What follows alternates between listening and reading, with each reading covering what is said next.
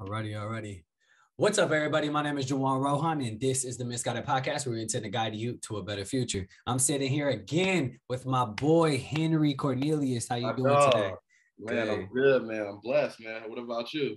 I'm doing well, man. It's been super long since I recorded an episode. I've been so damn busy. I've been like out of town a lot, so I've been having we rescheduled like 2 times. Sorry for that. I feel like we rescheduled at least about a good 4 or 5 times. Hey, life happens, man.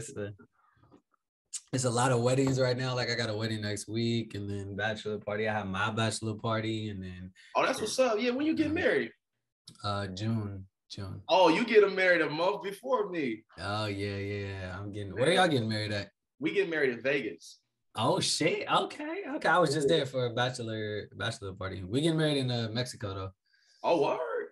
Yeah. What made you want to get married in Mexico? Way fucking cheaper, and like we wanted like a little vacation out of it. So it kind of like narrows down the, like you feel you've like when you invite people, right? It narrows down like who's actually gonna come. Right, exactly. Because ain't nobody gonna want to go to. They look at it as like, oh, I'm going to Mexico for a wedding, but it's like, nah, like we got like 5-7 days to all inclusive to like just have fun. You feel me? So. My fiance and I actually having our honeymoon in Mexico in Tulum. In Tulum? When you guys, you already scheduled your honeymoon? Yeah, we already scheduled. So we leave. Our wedding is July 15th, which is a Friday. Oh, it's gonna be right after. And then on that Sunday, that's when we fly out to Tulum for our honeymoon.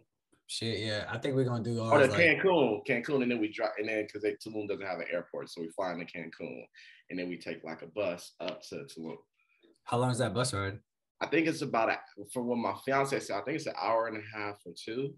Is your fiance Latina? Yeah, she's Mexican. Okay. Just Mexican? She's not black at all? Nope. Wow, thought she had some black in there. That's cool. That's because she be around me a lot.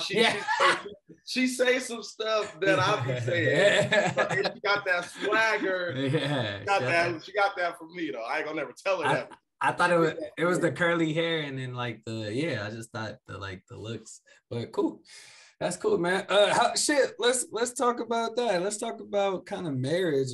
So for those who don't know, Henry came on a long time ago, probably like 2 years ago, in the beginning stages of our episodes, and we talked about kind of life after basketball. Me and Henry grew up playing basketball together. Both went to college. I had a little taste of overseas. He played overseas. And so now we're in the workforce, or whatever you want to say. We're in the grind of the American dream, as you would say. And so it's kind of, I guess in our first episode, we talked about how to navigate that, right? And just talked about financial literacy, financial tips and stuff that we lack in the Black community. So now today we are going to talk about updates on what Henry's been up to. He just closed on his first home. That's the first step to, building wealth. We're going to talk about marriage. That's another one. So let's go ahead and get into it. Marriage. How'd you and your girl meet? Okay, so her and I met. It was my freshman year. I got a scholarship to University of Idaho. I was a freshman. She was a sophomore. And it's crazy. I would see her. I did not approach her until a month later. I was too nervous to talk to her. But that's how you gotta do it though. Like you gotta because I know she probably thought the same. Like, oh, why he didn't approach me? So you just gotta let her wonder a little bit. I would see her at this one place, University of Idaho. They had this food court, right? So it was like after I would go like work out in the morning. My teammate who was also a red shirt with me, we used to work out together. So we would go work out. We'd do like our weightlifting in the morning. Then we'll do basketball stuff and we'll do our homework. And in the afternoon, we would have the whole day because we didn't have we didn't have in-person classes. We did all online. That's how our coaches kind of set it up for us. Yeah. So after all of our workouts, we'll go to the food court because the cafeteria food, sometimes it was a hit and miss. So we'll go to the food court and I would see my fiance there, right? Well, at the time I didn't know who she was. And so I would see her all the time and I would tell my homie, I'd be like, bro, like, she is the most beautiful woman I've probably ever seen in my life.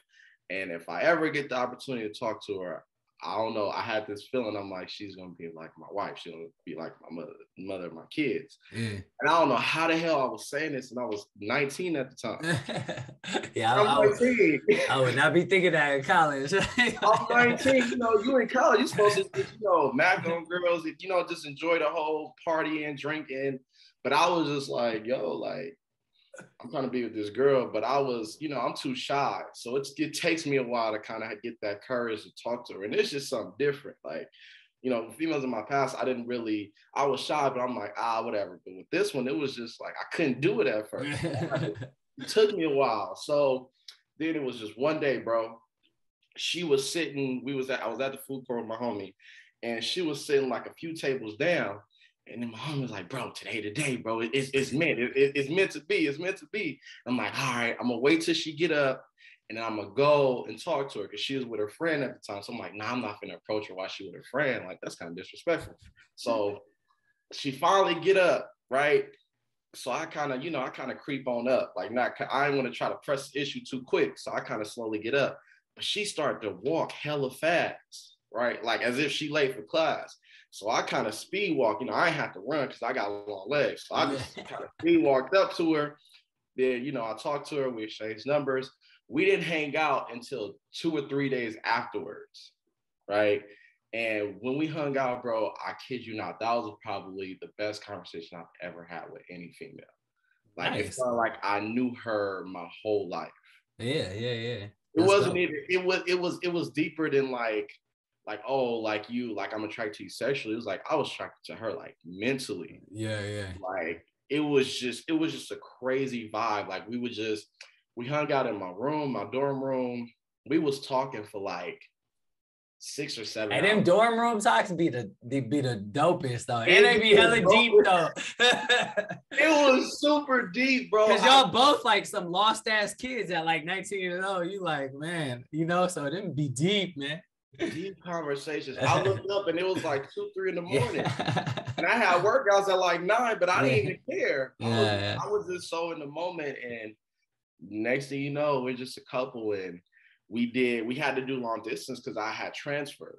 Mm-hmm. So I transferred, went to junior college in Kansas. We didn't know how it was going to work, and we made it work there. And by the time I was a junior, we kind of did long distance for 2 or 3 years, but when I was a junior and I was attending a school, Menlo College in Menlo Atherton, she had decided to move. She had graduated. She decided to move to San Jose. And so that's when we became closer. We was like hanging out like almost on a daily basis. She was working a great job. And then a few years later, we got our first place together. It was actually during the pandemic, 2020. We got our first place together up in Eureka, California. So it's like up there in the mountains. Yeah. Nobody. Why were y'all out there? So she decided, what she wanted to do was she wanted to pursue her dreams in being a news reporter, news anchor. And so she was, because that's what she majored in. So I was like, okay. I'm like, well, wherever you decide to go, like, I'll follow you. Like, because you kind of followed me and what I was doing with basketball. Like, let me support you now. Like, this ain't about me no more. Like, this is about you. And so she found a news reporting gig down there for a news station for like a small market. So I was like, all right, let's do it. Like, we'll make it work. So we went down there. Man, that year it was an eye opener because we didn't have much to do out there. It was a small city, nothing to do. Boring as hell, but it made us closer, bro. Like, we made everything so valuable. That was the same. Yeah, ain't nothing to do but cuddle and make babies. We didn't do that, but we kind of, bro. And then that was when we moved down there. That's when I decided to propose to her. Okay. So yeah, I proposed to her. It was just one of those things where I felt like I was just ready.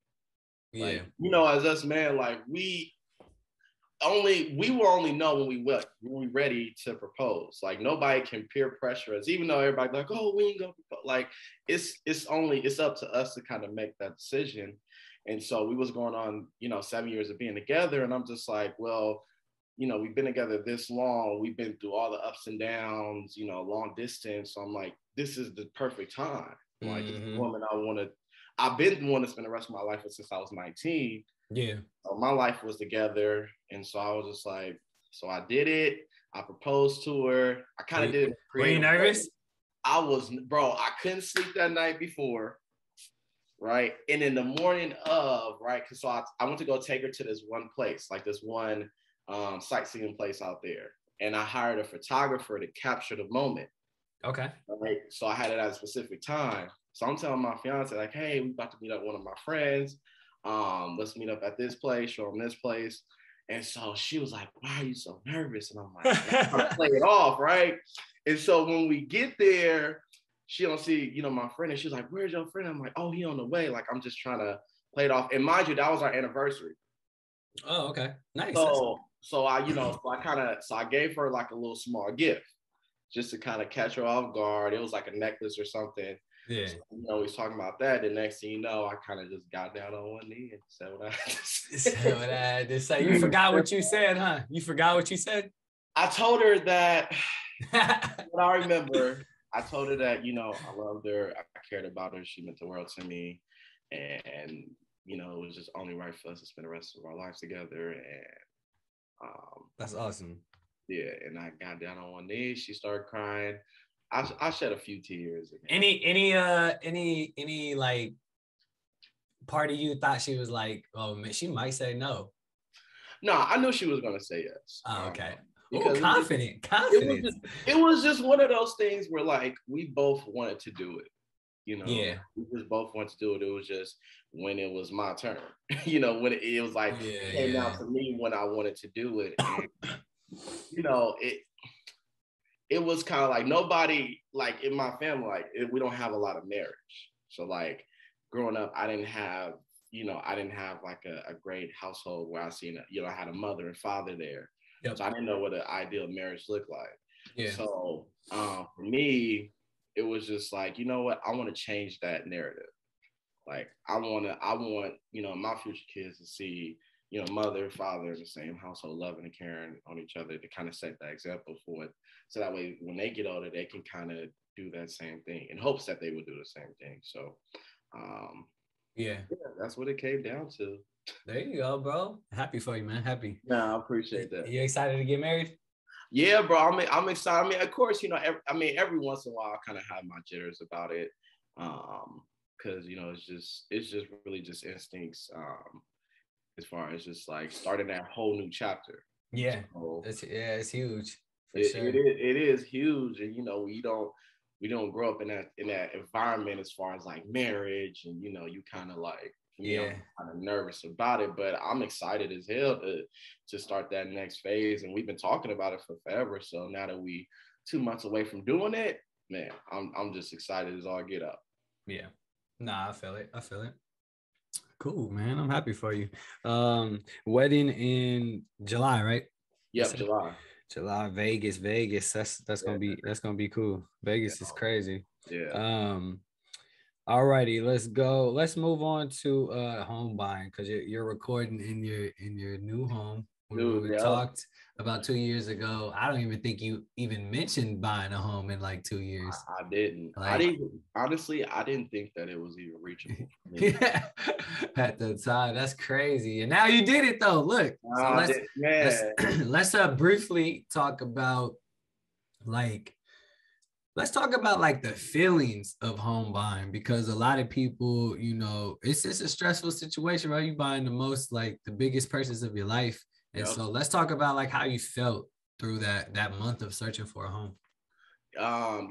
Just to kind of backstory, I know we was talking about this a little bit while we started.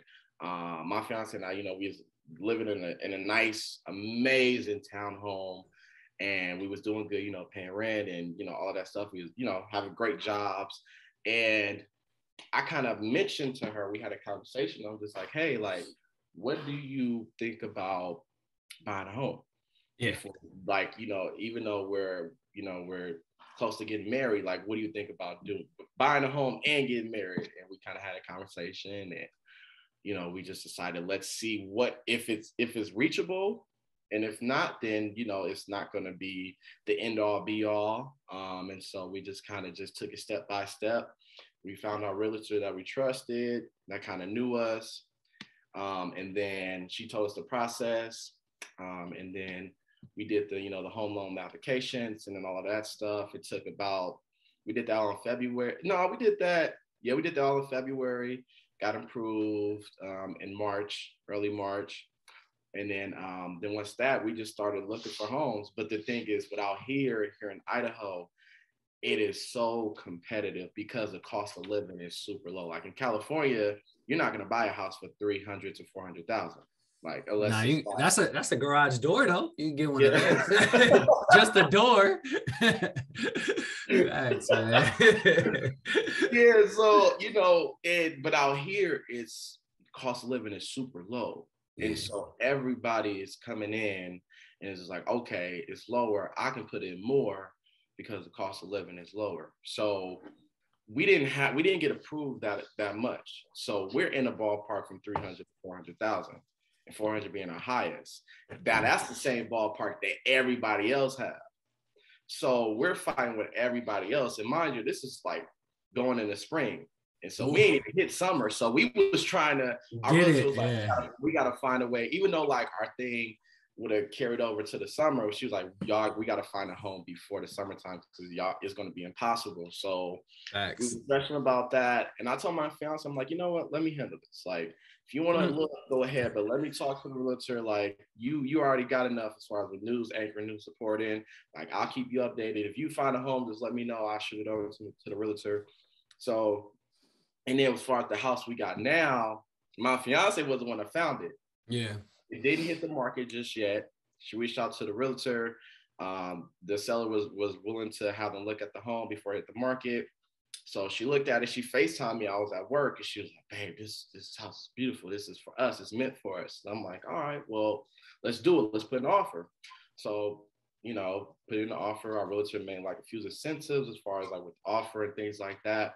And we didn't know we had a shot. And then next thing you know, a few days later, my fiance calls me like, "Hey, we got the house. We got the house." And I'm just like, I'm at work. I wanted to scream, but I couldn't. And I'm just like, what? Like, we got it.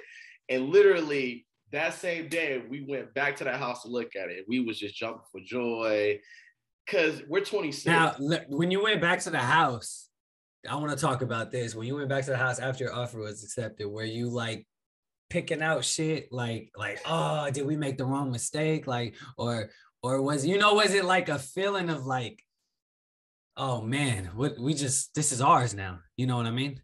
It was honestly a feeling of both. It was happy, but also scary because now we're shifting up because it's just honestly, bro, in our culture, and it's not a bad thing. It's just like, back in like, the 40s and 50s and 1960s and stuff like that, we had our own properties. Like, we was having properties that was passed down to each generation.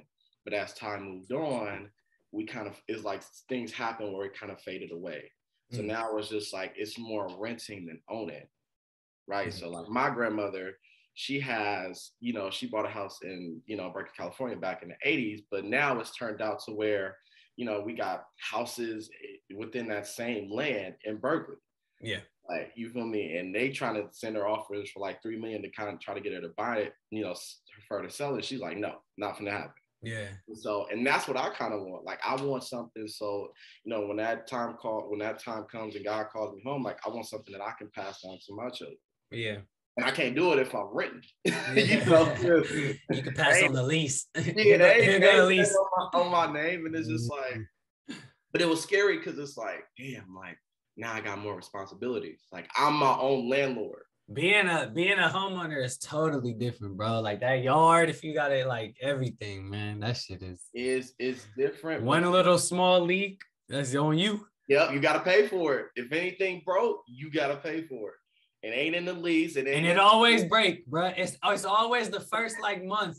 of buying a home. Something. Hey, don't tell me that. I'm knocking on wood there. I swear, bro. Be ready. When I got my spot in Stockton in December, the water heater broke first night on closing. The water heater Did you was get the home warranty? Yeah, thankfully. Okay. So Okay, yeah. Make sure, hey, any home buyer, like if you in the pursuit and you just closed on a home, make sure you get that first year of your home warranty. That's included because that's what we got. The seller, it's only like $400-$500. It might be cheaper in Idaho. The seller put in $500 for credit for our home warranty, so we got that for a year. Make sure that you get that because if something break, at least it's covered and you don't have to come out of pocket as much. Yeah, like the water heater, we got reimbursed. There was that was one. Oh, like a week later, like between moving, someone tried to break in, so the door had to be like fixed up. Yeah, like bro, crazy. I'm telling you. But we good now though. But home ownership, it's a lot, but it's anything that's worth it is a lot, right? So man, anything is worth it is a lot. And when you go through that process and you finally close, it's that feeling of just like you did it and being, an African-American male, and being 26 and being so young and being in this position where now I'm a homeowner, like that's a blessing. Like it really is. Cause I can count on my handful of in my family or just people that I know that are homeowners. Right. Something. Yeah. And so to be in that same category is honestly a blessing. Yeah, probably in my immediate family, the only homeowners is my grandparents. That's probably it. That's crazy. Just think about that. Exactly. That's insane. That's insane. But that's great advice. Home ownership, home buying. That process is super nerve-wracking. I remember I was shaking like every day, like because we had almost lost the deal, like in a crazy story, but like I don't know. I don't know if we almost lost it, but we were on the verge. Like, I already talked about this, but my business partner, he like went and purchased a car during the closing, and I know I told him not to. That's the worst thing. My brother said, "Don't buy anything." And it was an expensive ass car too.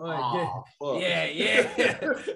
So she called me and was like, the lender, and was like, yeah, so did someone go buy a car? And I was like,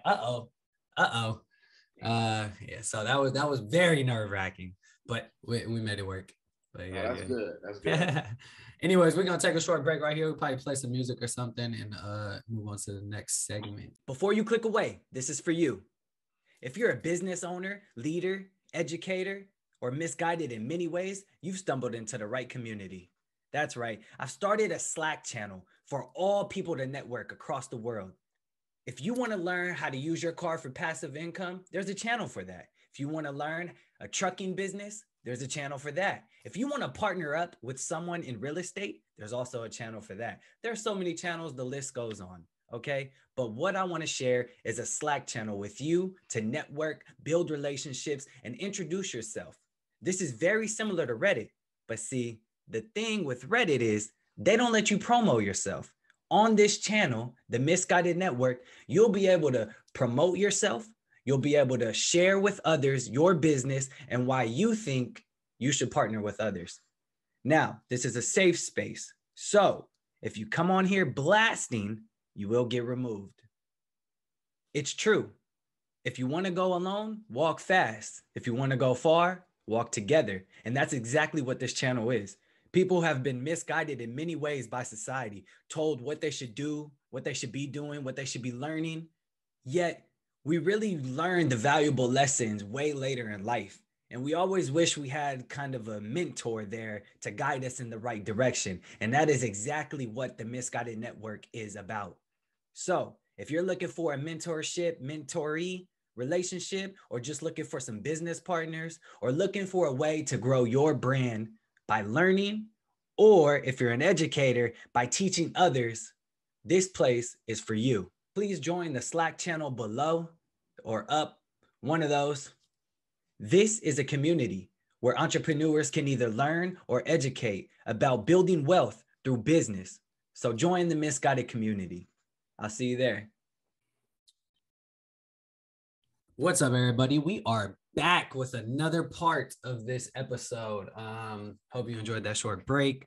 We're gonna start off with the Hella Misguided segment, which you've already answered before, but now 2 years later, you might have different feelings. So the Hella Misguided segment, I ask the same question to each person who comes up here, and that question is, if you were to write a summary to your 18-year-old self, what would you say?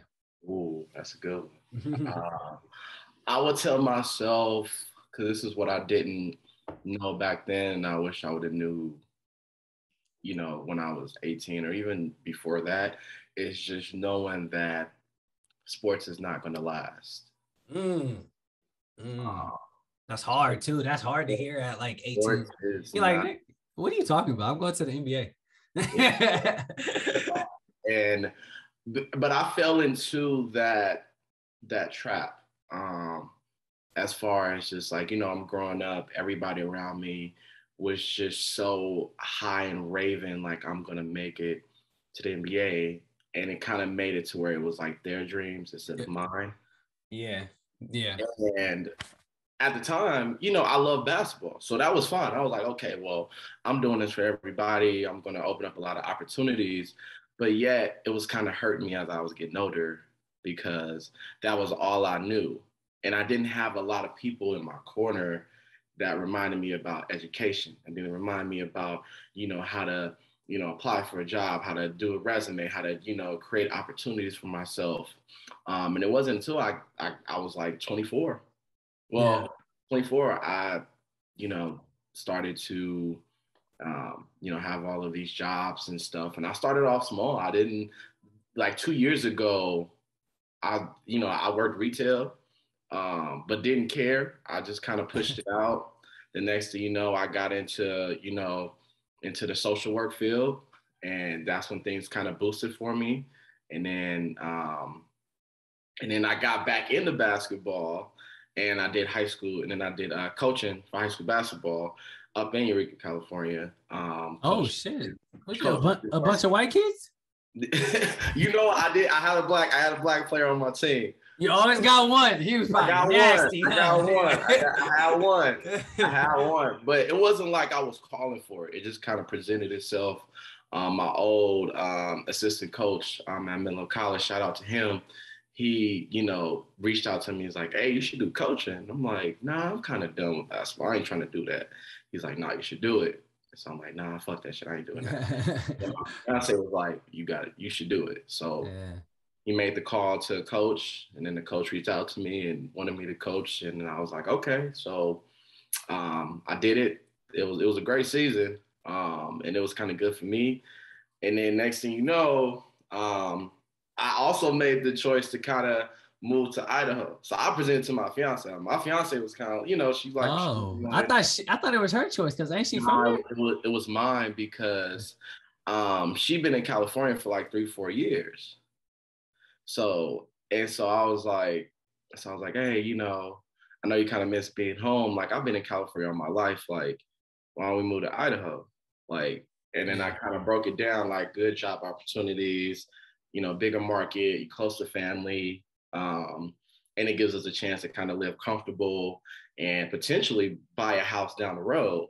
And so we just looked for jobs. She found a big time news anchor deal here. She works for like the #1 market here in Idaho as far as like with. That's dope. Yeah. So she works the morning. So she was just anchoring. So while you was getting up, I was watching her. Oh no. Weekends I watch her. Fridays and Saturdays, that's when she anchors. I always make sure I take the time to watch her because I gotta support her. I need some clips, bro. You gotta send some clips. I got you. I'm yeah, I always watch her. But no, and then for me, I found a big time job out here where I work for a nonprofit organization. And I, as a case manager, I help people who was on the verge of being, evicted out of their homes, who's renting, and I help we trying to help, provide, assistance as far as like covering rent and things like that. So it just all kind of opened up for me, bro. And now next thing you know, literally like 3-4 months, because we moved out here last August, and then in October, I was talking to my fiance. I'm like, I should get back into training basketball. It kind of looped around. Yeah. I used to hang out. I would hoop with her brother at this rec center, and I would see, and we'll dive a little bit deeper. I know we're gonna dive a little bit deeper, but I would see like so-called trainers train kids, and I'm like, so-called trainer. And I'm like, that's not how you do it. Yeah. Like, that's not how I was taught. And I'm just like, if I was to do it, I wouldn't do it that way. And then next thing you know, a light just popped in my brain. And then we can dive deeper into it. What age group are you training? I'm training all. I got elementary, I got middle school and high school. So I got all three. Is it like a camp or something, or what you? No, it's a program. Oh, it's a program. Okay. And was it already started, or you just started it? It already started. I started it back in November. Oh, okay. November 15th, that's when I launched it. And is that what it's called? The jungle basketball? Yeah, the jungle. Yeah, this jungle basketball. I don't know. Okay, I'll tell you how I came up with the name. So I was talking to my fiance. I'm like, I need a name. Like, I need something that's gonna pop out that make people feel like they in the grind house. And I was looking up names, and then my fiance was like, what about jungle? And I'm like, I'm like, that is true, because you go in the jungle, like, you're going through, like, you go through obstacles, like, you gotta fight gorillas, all types of stuff that's in the ring, that's in there. And so I was just like, well, why don't we put a basketball at the end, the jungle basketball? So it just kind of and the colors for it is black and green. Nice. Oh, I'm surprised you didn't do black and white with a little bit of red in there, huh? No, I was going to. My brother was like, because my favorite color is red and black. She's like, you need another color. And I'm just like, all right. She was like, what about black and green? And I'm like, and when I saw the design, and I'm like, yeah, that can work. See, what the jungle sound like? It sound like we back in Acorn again. Yo, back in the hood, you grinding. Yeah. And so I'm bringing that version to out here, but just in a form, in a more, upbringing type of thing, where it doesn't feel like people actually in the hood, like we are. But that's the mentality of me doing it. I feel like that low key helped us though, like literally being in the hood, like low key scared to go to practice, like you know what I mean? And but you loved it though. But you loved it. But also like that Boys and Girls Club, like I don't know. I feel like it molded everyone into like something stronger, but also like it brought people together, right? Because I feel like once you stepped on the Boys and Girls Club in Acorn, it like you felt safe, like a sense of safe there, right? Inside those gates, right? Once you in the gym, you honestly forget that you even though you might hear gunshots outside, you might hear people fighting, cars coming into, you just know you in the gym, you good. Yeah. Coach, you always have to coach us from the hood too. So for sure. So that's cool, man. I thought about coaching. I don't know if I'm ready yet, but it's always in the back of my head, like just like seeing the kids, like damn, like your coach is teaching you wrong or something, or just seeing it as like, oh man, or just seeing like how soft kids have become, right? Ooh, that's another thing. I'll dive a little bit deeper about that here in a bit. Yeah. That's something that I had to make an adjustment to. Do you hoop? Have you actually hooped recently? Yeah, I play. For me, if I do play, it's not competitive. Like this is where I get to play. I just play it out of joy and just like it's a hobby. I just play it for cardio now. Play for cardio. I don't care if I lose, if I win. I don't care if I lose. I'm gonna talk to people. That competitive shit, that's gone. I don't. that was what it was. I played basketball competitive for 20-some years. I'm good now. Nah, niggas be trying to fight at the gym. I'd be like, I got a family to go home to. Like, let's just. I'm like, I gotta go home. I gotta go home, fiance, bro. I ain't got time for all of that. Like, what y'all fight? We not getting paid here. What the hell? Exactly. Like, I was playing like in a little adult league with my fiance's brother, and it'd be times where people would be talking shit or whatever, and I'm just like, bro, what is y'all talking for? Yeah. We all work jobs or something. Yeah. You gotta go home. Like, they ain't playing for money. Yeah, it's crazy. It's crazy out here. I had took a break when I had my second kid, but I had just started recently hooping again. It's this place in San Ramon. They be hooping on Friday and Monday nights from like 9 p.m. to like midnight. Yep. It'd be solid. It'd be hella fun. It's like you forget how much like basketball actually meant to you and like how much it literally erased everything. Like it's still the same. Once you step on the court, you literally forget everything. It's crazy. I'm kind of the same way, but I'll break it down as far as just like how it shifted with what I'm doing now. Okay, let me hear what you got. So I guess we're gonna dive right into it. Let's do it. So what made me do it was like, for me, I already had a good job, right? So I moved out here, I was having a good job, and basketball just kind of came back to me. I thought I was like, okay, I'm done with it. I'm working a great job. I'll play it from time to time, but it just kind of came back to me, and I just kind of put myself out there. I created a Facebook page, and knowing that was the audience, because I'm reaching the parents, not the players. Yeah. And so I started off with like a handful, and I had great guidance. Like I had one of my trainers back in the Bay Area. He kind of like told me how he started it, and I kind of like took that and just flipped it into making it my own. Okay. And and he told me like, just don't worry about how many kids you got. Stay humbled, put in the work, and you'll see how fast things grow. Facts. For you. And so, I did that, and I was just perfecting my craft. Like in my mind, and for me, I don't care about being the number one trainer in Idaho. For me, I just care about being the best trainer for me, for these kids, because that's what all this matters about. Like all these other trainers that I see, they just want to be the best. They want to be the best, like trainer out of 50-minute trainers. Like you can't do that. Like you got to run your own race. Yeah. You got to set goals just for yourself that you can reach, not just for the entire world. And so for me, I just wanted to perfect my craft and teach the game of basketball, break it down to where, okay, me knowing is because I had previous coaching with younger kids, every kid has a certain goal that's different from one another. Right. And so the challenge for me was, okay, how can I make their goals match the mindset that I have, that they can have that same mindset when they play basketball? Yeah. So when I did that, when I figured it out, it was like, okay, first of all, it's more, kids just don't understand the mental aspect. So if I'm going to train, it's cool if I train, but if I don't help get them through those obstacles when they doing the workout and they're not picking moves up right away, or their shot isn't falling. Okay, how can I like get them through those moments and get them through those storms so that when they're in a game and that happens, they can kind of pick themselves up.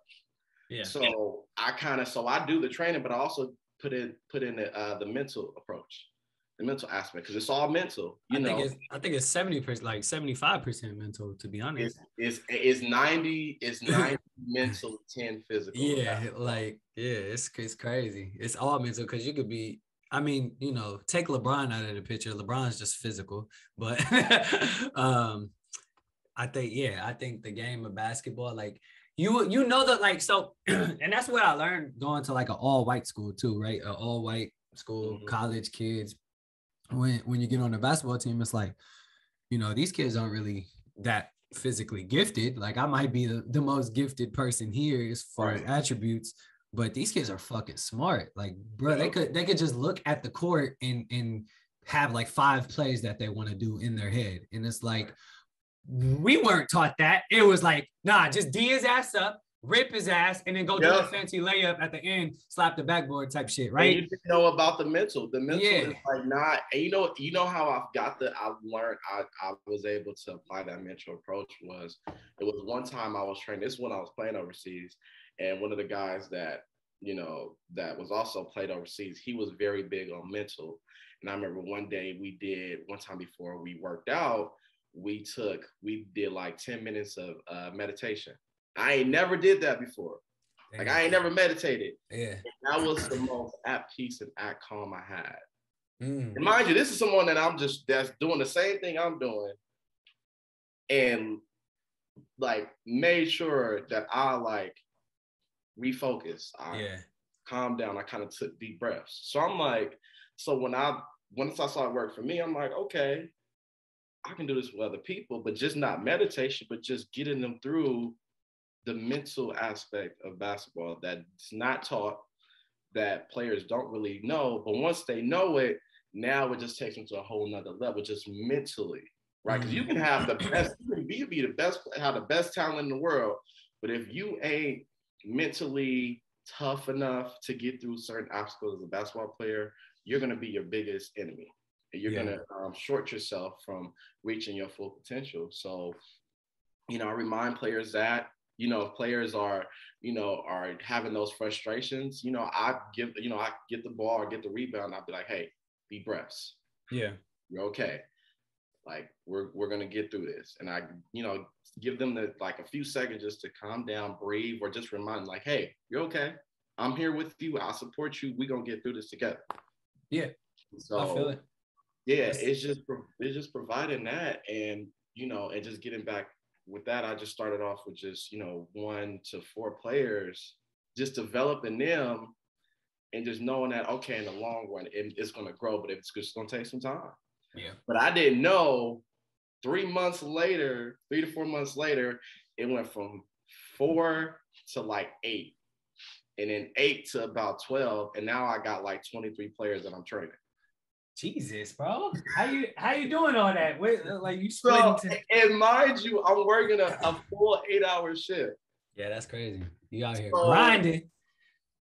But the thing is, when I step on that court, players don't see that I'm tired. I'm not half stepping. Yeah. I go in there every single day. You're not half stepping, you big stepping. Shout out Stunner, man. No, 2 out here. Shout out Stunner, man. I seen that he was on your what's it called? Yeah. But no, I'm not finna half step. I'm giving these kids all I got in these trainings. Like, I'm sweating too. Like, I'm full sweating. I'm putting in the same work as them, just so they see that, hey, I got somebody who's training me, who's willing to go above and beyond to make me a better basketball player and just an overall person. I think those made the best coaches, where like there was like a connection more than just basketball, right? It was more like you actually care about me, right? Yeah. And then it even if you like, damn, bro, I gotta run 15 suicides in 2 minutes, right? It's like, I still respect you and I'm gonna do it. You feel me?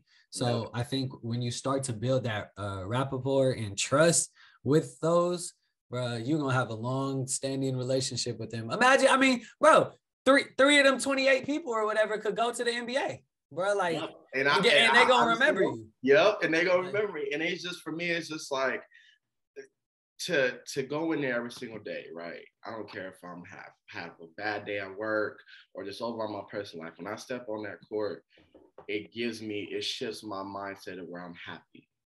And for them, when they come in, if I have 4 or 5 workouts back to back sometimes, or if I have 1 or 2, I'm giving each player the same amount of energy. Whether if I have a workout at 4 p.m. or I have one at 8 p.m. Yeah.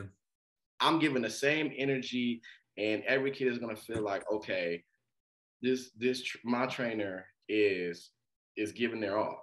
Yeah. And they not going to go through the motions. They're going to work with me and build with me. And parents see it too. Like, hey, and not only that though, like, I go to games. Like, I provide the support. Like, I tell parents, like, hey, let me know when your kid playing, I'm going there. And then they'll tell me, I'm like, all right, bet, I'm there. And I'll go show up. Yeah, that's dope. That's And dope. I also make sure I put in my time with my family because I gotta make sure I get that in too. So I always make sure I spend time with my fiance. So I get busy, but I don't get too busy. There you go. Yeah, that's the work-life balance is probably one of the hardest things ever to manage, bro. More than a business, like, because you got to make both happy. And sometimes I think what people don't realize is sometimes that it's okay to have one overbalance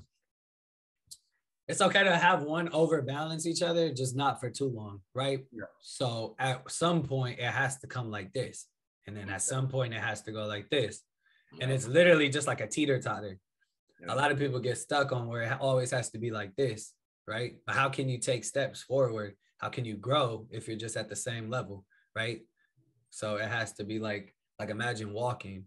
And I think that's a lot of people fail to realize that. Crazy. So when I started to get more players who was interested, it was crazy how it all happened. I think it was in January, I got hit with a wave of people who was interested, right? And I told my fiance before I started training them, I talked to her and I'm like, hey, I have a lot more parents who are interested. I'm blessed that they trust me enough to train their son or daughter. Are you okay with knowing that I might have to put more time with training and know that sometimes we may not see each other, and she was just like, no, I want you to do this. Like, I support you. Like, make it work. So we be creative. We make it work. We always make sure to take a few days. I mean, I work from home sometimes too on my normal job. So those are the times when we spend time together, and weekends we spend time together. So we kind of all just make it work. And she full support. Like, she is probably the biggest supporter I have with this. Like, that's good. Wouldn't be no jungle basketball without my fiance. Yeah, I mean, she came up with the name, so facts. That's good. The one that told me, she was like, this is a business now, and I'm like, it's a business. No, this is just basketball. I'm just like, no, it's not. And I'm like, all right. And I'll break down all the resources and stuff like a little later on too, as far as just like. Well, we only got a couple more minutes left because I gotta head out for some calls. But I did want to ask this question though: what characteristics from basketball have you taken into the real life? Okay. Give me like two, and then what characteristics from basketball did you leave behind? I would say what I took with me is leadership. Okay.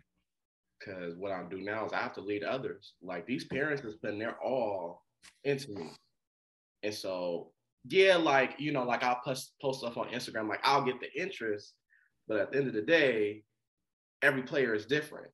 Parents want to see results. They're going to come to me and they're going to see what I'm going to do. They're going to test me out. And so I'm okay with that challenge because now it's like, okay, I'm going to deliver. And you're going to see me deliver because you're going to see the amount of effort and leadership that I'm putting into your son or daughter. Yeah. Like, because I care about their future than me. So leadership is one. Putting others before me, right? Like, putting others, like teamwork. When you do team basketball, you don't care. You can put up 40 or 50 points, but if you're not winning, it don't mean nothing. So, I care. Just taking that. I would say what I left back is attitude. I was about to say temper for you, bro, because you always had a temper, bro. And you are like so calm now. Like, knowing you from a kid is always temper, bro. I took that. I had a big reality check and I took that back. So I don't even get mad no more. But I don't see it at all. I like a whole different Henry out here. Because it was basketball for me. I just wanted to be, because I had so much pressure, I just wanted to be the best. And I felt like if I wasn't the best, I was a failure. So I got real down on myself. Yeah. So it kind of led to me lashing out. And you saw how I was at my job. So you saw it. But even before, bro, even before you had a temper, it progressively it got more and more. But then all of a sudden it was just like a shut off. You feel me? I'm gonna tell you this. My junior year, right, which was your senior year at Berkeley High, I almost transferred. I mean, I feel like a lot of people did, but that's because of McNeil. But I was about to transfer to Long Beach Poly because I knew the coach up there, and I worked out with a few of the players and stuff up there. I almost transferred there, and then my mentor lived in LA, so I used to work out with him all the time. I almost transferred there. I was like so close. What made you not transfer?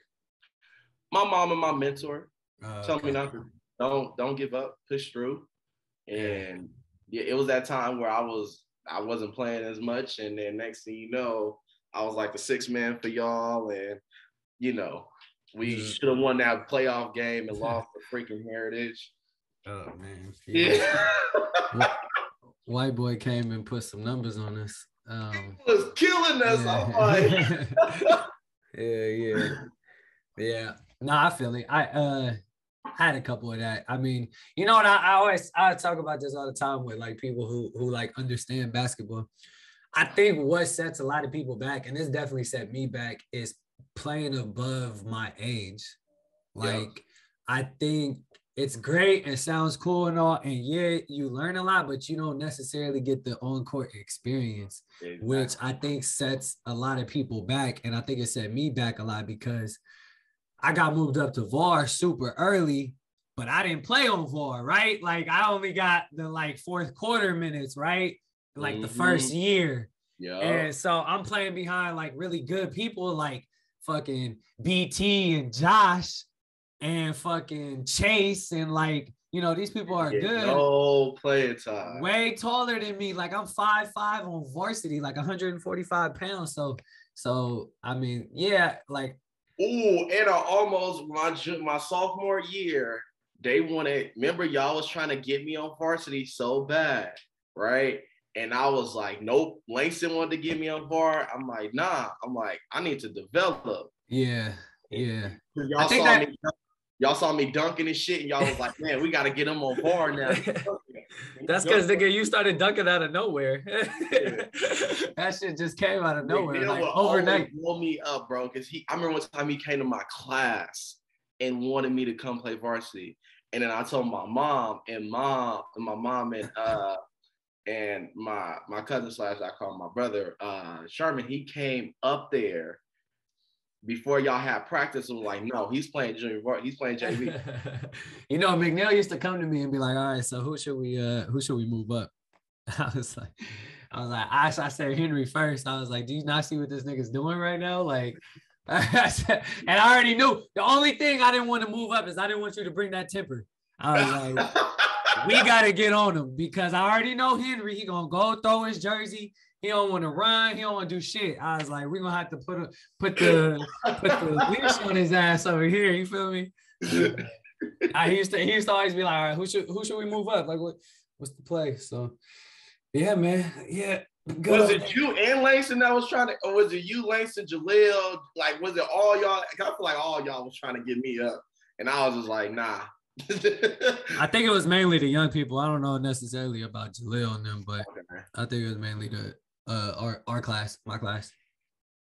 So, but yeah, man. Yeah, I don't know. I always think about that. Just like what would have happened if I'd have stayed on JV a little bit more? What would have happened if? Yeah, I mean, like, you know what I mean? Like, I always think about stuff like that. Like, you can't stress about that too much. Oh yeah. But shit. Before we wrap up, I got one more question. Anything you wanna touch base on? I mean, it's been 2 years, and you've grown a lot in the 2 years. Shit, you've gotten married, you bought a house, you started your own small business. Yeah. What's some advice you got to people listening? Like, that all happened in 2 years, and during like the worst time in the world. So I would just say, just for people who's thinking about, being self-employed and running your own business, is one, you just have to think like, okay, you just got to start off with small steps, right? I know everybody's like, oh, I can make big time money. Yeah, but it's going to take some time. And it's not going to happen as fast as you want it to. And you got to work a little bit harder. And you got to really, navigate and connect with resources. Like for me, I use a ton of resources. Like I got a business consultant through this thing called Small Business and Development Center that helps me out run this business, and without my business consultant, I wouldn't even be able to navigate all of this. But then also knowing your why, like if you're gonna do self business, what is the reason? It can't be, I'm tired of working my 9 to 5. Well, okay, there's many jobs that pays a good amount of money, and you ain't got to work 9 to 5. Yeah, small business, you got to work more than 9 to 5. You got to work way more than that. Yeah. So that can't be one. That's good, bro. You have to have a passion about it. You have to love what you do. Like if you're not going to bed and waking up with ideas of ideas are not even ideas, but excitement, then it ain't for you. Yeah. Facts. You got to love what you do. If you're going to switch over, you got to love being self-employed. You got to love the grind and the process. Otherwise, you're going to really fail. Mm-hmm. I 100% stand by that and agree. And that's kind of what I've been like. I noticed that like in the beginning, I just wanted to start like so many business. Here goes the idea. And then I started to realize like, well, I'm focusing my time on this one because I really enjoy it and I really like it. And and so it's kind of like you got to pick and choose, right? Pick and choose your battles. So that's cool. Man, great job. All right, we're gonna wrap up with a segment called Guided Conclusions, where I ask a question we haven't talked about previously. Today's question is pretty simple. You came up here 2 years ago. We've already seen the progress from 2 years. I want to know what your next 2 years is gonna look like in your eyes, and then we're gonna check back in 2 years and see if you're there. My next 2 years is, for one, the goal is to be a full-time trainer. Okay. So I'm slowly making that transition, but I'm not there yet. So I'm pretty sure, God willing, that I will be a full-time basketball trainer here in Idaho. So that's the goal. 2 is getting, sponsorship from whether it be sports companies or just, stakeholders or investors. And then 3 is building my own basketball gym.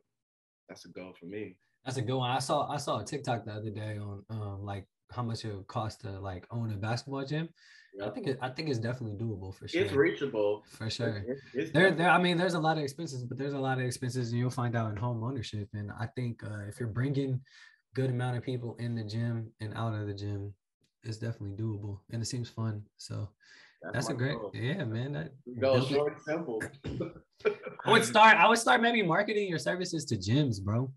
I'm slowly doing that too. See if you could get. I have about like 4 that I use, but trying to.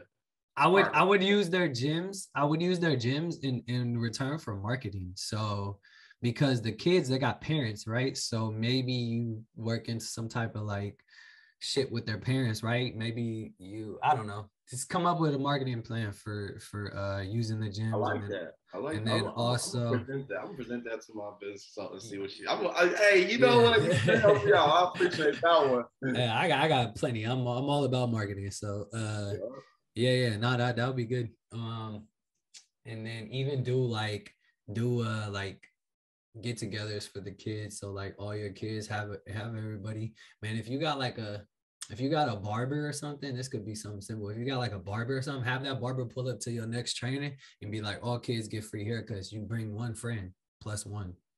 Those people that plus one who come, they might be interested, right? They might see the other kids working out and be like, ooh, I might want to do this or something, right? Make sure that day is fun on working out, but work out, watch your friend play basketball or whatever.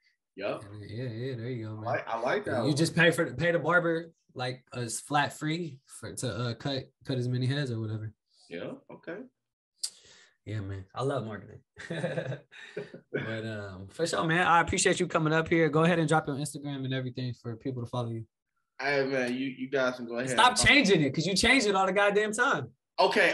Well, look. How about people go ahead and follow my basketball stuff? All right, to follow my basketball page and follow the content of just these players that I'm training their journey. You can follow me on Instagram. It's @TheJungleBasketball.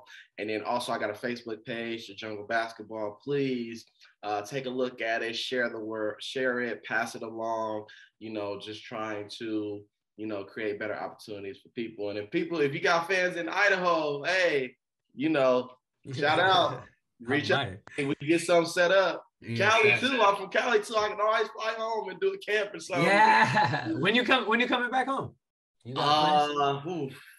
I'll try to come home before the end of this year. After wedding and all of that stuff, I'll try to come home and see everybody.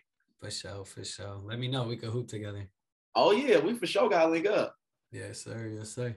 All right, man. Y'all heard it here. This is the Misguided Podcast, where we intend to guide you to a better future. Again, my name is Juwan. I'm sitting here with Henry Cornelious. Make sure you like, subscribe, and even share the video. It helps a lot, especially when you share. So appreciate you guys listening. And remember, run your own race. I like that.